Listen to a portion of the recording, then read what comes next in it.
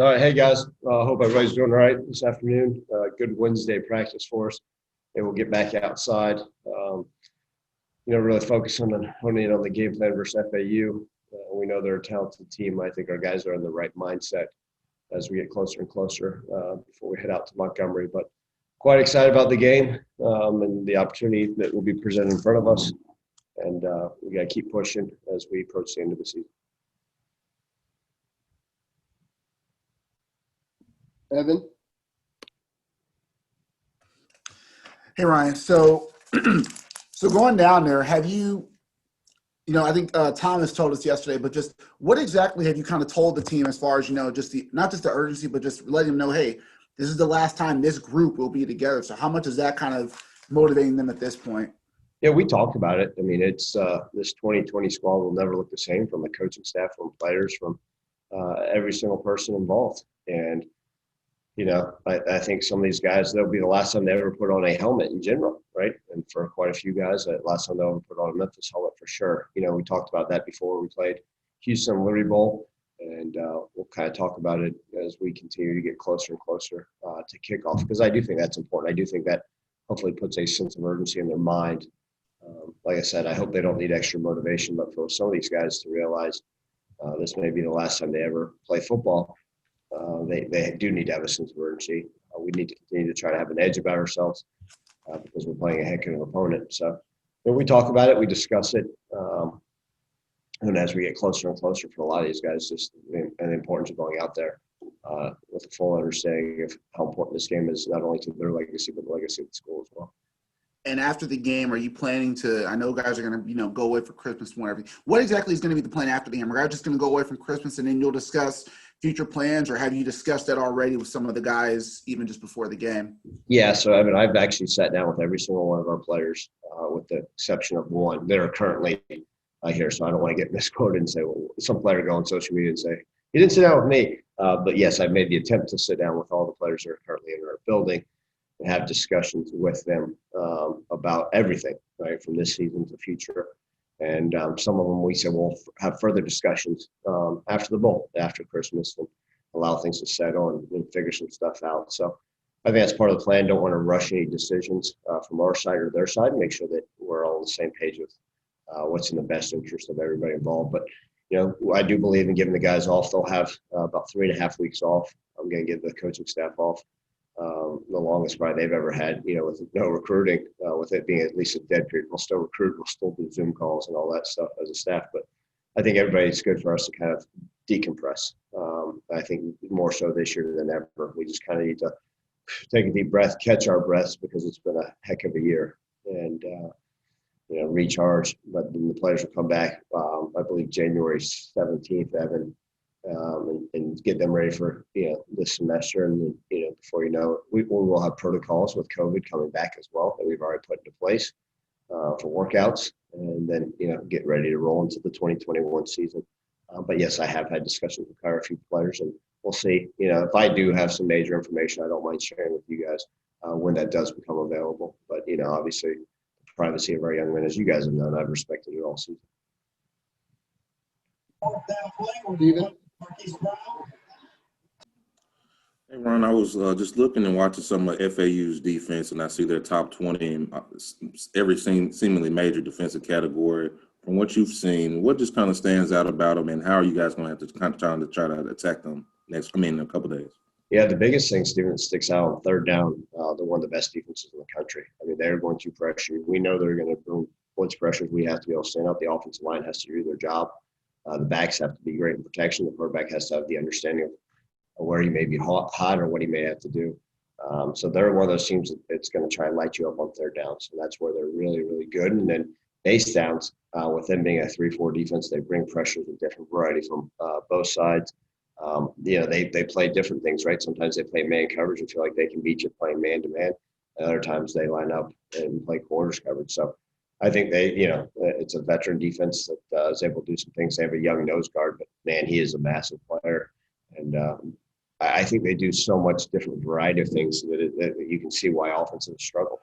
And they're pretty darn consistent. You look, from top to bottom, like I said, I don't see any glaring weakness on their defense. They're just a really, really consistent unit that lines up down in, down out, and plays really assignment sound. That's credit to their coaching staff and the players. How strong are they against the run? And I know this has been kind of an area you guys have been looking for constant improvement. How strong are they against the run, and what are some ways that maybe you guys can kind of get that run game back started where you want it to be? But if you have any run game answers, I'll take them. I've heard a lot from a lot of people all over the country. Stephen, I think the biggest thing is I think they're really stout versus the run because they'll play at 3 down, but then line up and press their Sam and Will backers. So it almost looks like a traditional, 5-2 defense. So they're designed to try to stop that run. And, the teams that have been able to hurt them, it's been the explosive run because nobody's just sitting there and gotten 5 yards, 5 yards, 5 yards, 5 yards a carry because, like I said, they're really consistent, really sound. It's the explosive run, right? I mean, I think they'd be a top 10 defense in the country if it weren't for a couple explosive runs from Southern Miss. Other than that, Southern Miss had some their quarterback running a little bit more than them, and that was kind of a little bit different thing that FAU hadn't seen. So, we're going to have to find some explosive runs somehow or another. I don't know if we deviate from what we do. I think, like I said, it's going to take all parties involved, right, from our game planning, make sure we got the proper game plan, to execution of the assignments, right? And it's not just the O-line. Again, I'm hard on the O-line as anybody in the country, but the tight ends have to do their jobs. The backs have to do their jobs. The wide receivers have to do their jobs as well. I mean, we saw a play the other day where, wide receiver responsible for safety, and he missed the safety. The safety makes the tackle for a 1-yard gain, and everyone's yelling at the darn O-line. And I get it because I've been in this shoot before, but it's going to take everybody doing their job. And so we're going to try to run the football for sure.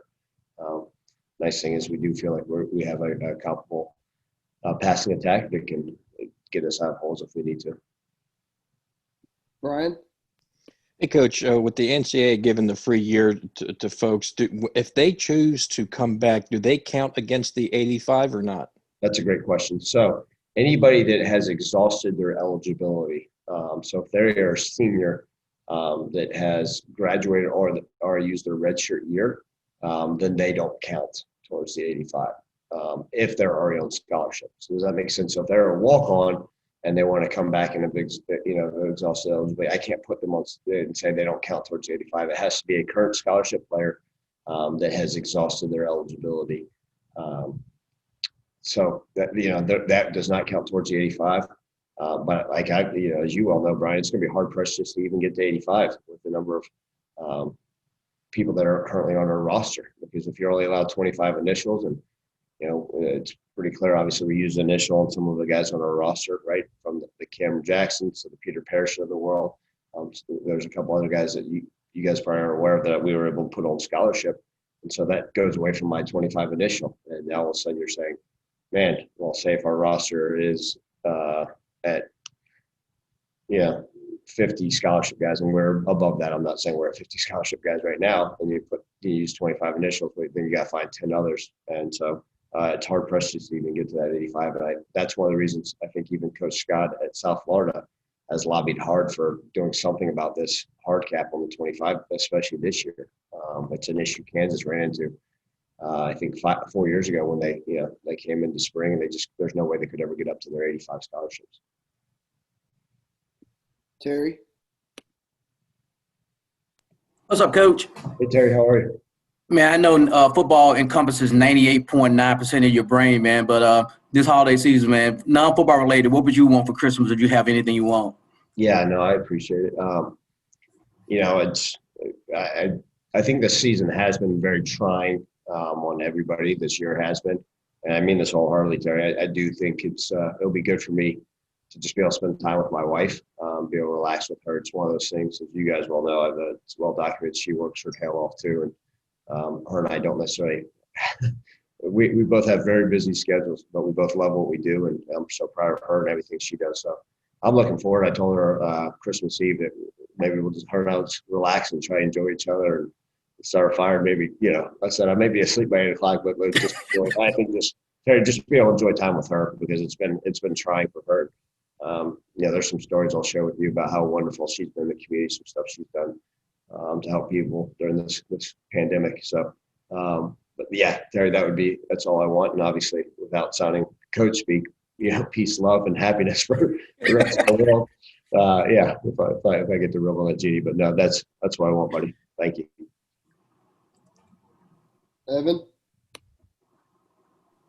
So piggybacking off of what you said about scholarships, two things. One, has anyone been placed on scholarship since? Obviously, we know Calvin last year, and you know how the big announcement is. But has anyone been moved on to scholarship? And then finally, for me, any updates or last minutes on guys who will not be playing in the game or not be available, or Sean, for example? Yeah, so with the scholarship thing, Evan, if I put them on scholarship, they actually can't start on scholarship to the first day of school of the 2021 season. So it's not like I can just say, okay, hey, I really like the way you're playing in October, and they go on scholarship that day. The NCAA doesn't allow it. So what we can do is we can submit paperwork for them to go on aid at that point. And so this summer I didn't, there wasn't anybody new. Other than, like I said, Peter Parrish is a scholarship player and Cameron Jackson is a scholarship player that started on scholarship when they got here.